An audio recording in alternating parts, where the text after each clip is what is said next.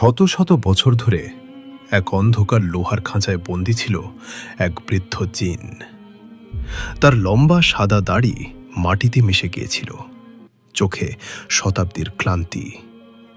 ঠিক সেদিন যখন কেউ আশা করেনি, এক গরিব কাঠুরিয়ার কুড়ালের আঘাতে খাঁচার শিলমোহর গলে যেতে শুরু করল। বৃদ্ধ জিন কাঁপা গলায় ফিসফিস করে বলল, হে সৎ হৃদয়ের মানুষ, আমাকে মুক্ত করো। তারপর যা ঘটেছিল জানলে আপনার আত্মা কেঁপে উঠবে। পুরনো সময়ের ঘটনা। এক গ্রামে আকিব নামে এক গরিব কাঠুরিয়া বাস করত। তার সততা ও সন্তুষ্টির জন্য সে দূর দূর পর্যন্ত পরিচিত ছিল। তার জীবন কঠিন পরিশ্রমে কাটত। প্রতিদিন ফজরের আজানের সাথে সে কুড়াল কাঁধে নিয়ে ঘন জঙ্গলের দিকে বের হতো, যাতে সন্ধ্যা পর্যন্ত পর্যাপ্ত খাবার সংগ্রহ করতে পারে।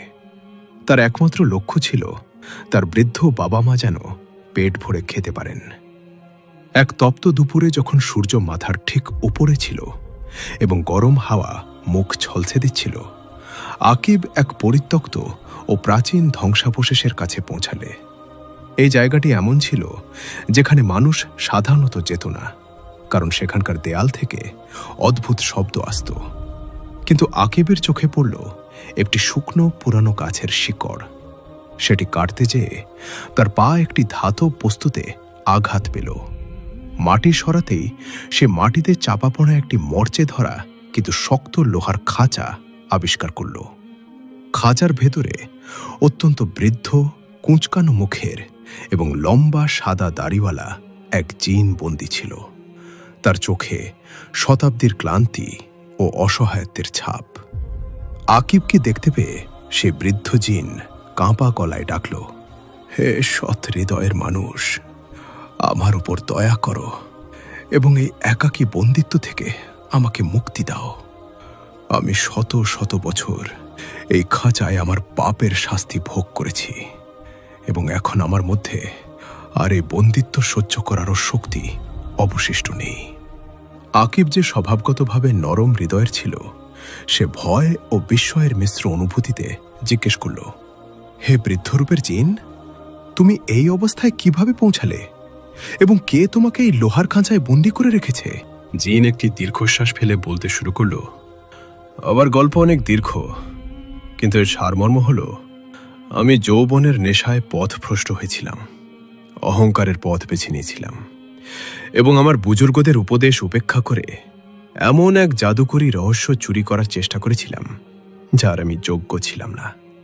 ফলস্বরূপ সময়ের এক মহান জাদুকর আমাকে এই লোহার শিকলে বেঁধে এখানে কবর দিয়েছিলেন।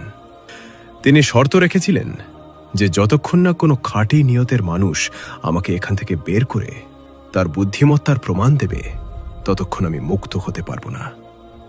আকিব যখন এই কথা শুনল, তখন তার মনে সহানুভূতির তরঙ্গ জাগল। কিন্তু সে এটাও ভালোভাবে জানত যে জিনদের ব্যাপারে সতর্কতা অত্যন্ত জরুরি। তাই সে মনে মনে ভাবল যে প্রথমে এই জিনের প্রকৃত নিয়ত পরীক্ষা করা উচিত এবং তারপর কোনো সিদ্ধান্ত নেওয়া উচিত। সে জিনকে বলল, আমি তোমাকে মুক্ত করতে পারি, তবে আমার ভয় হচ্ছে যে তুমি বাইরে বের হয়ে আবার তোমার পুরনো অভ্যাসে ফিরে যাবে এবং মানব বসতির জন্য বিপদ ও বিশৃঙ্খলার কারণ হয়ে দাঁড়াবে।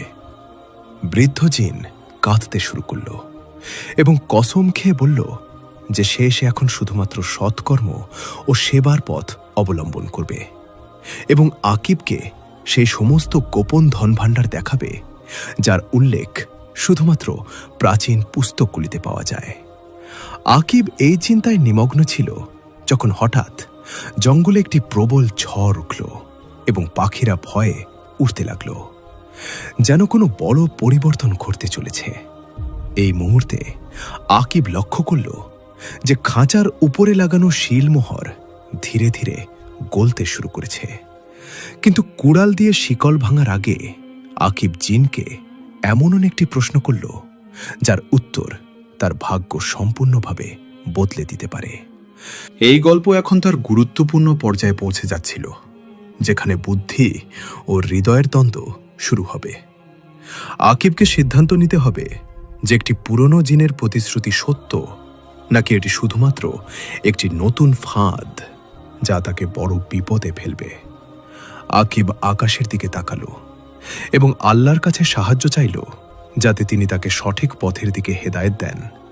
এখন সে খাঁচার একদম কাছে দাঁড়িয়েছিল এবং তার হাতে সেই কুড়াল ছিল যা তার জীবিকার মাধ্যম ছিল। কিন্তু আজ সেটি একটি মহান ঐতিহাসিক ঘটনার অংশ হতে চলেছে।